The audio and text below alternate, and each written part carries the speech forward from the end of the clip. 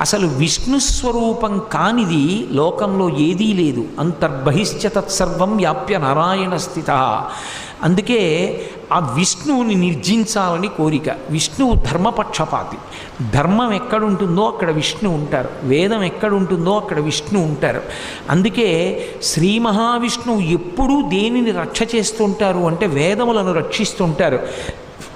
వేదరక్షణమే లోకరక్షణము, గోరక్షణమే లోకరక్షణము.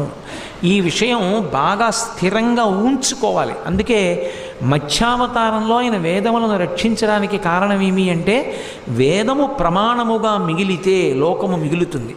అందుకే వేదరక్షణమే లోకరక్షణము.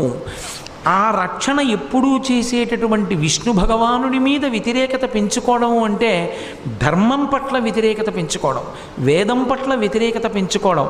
ఆ వ్యతిరేకత పెంచుకున్న వాడికి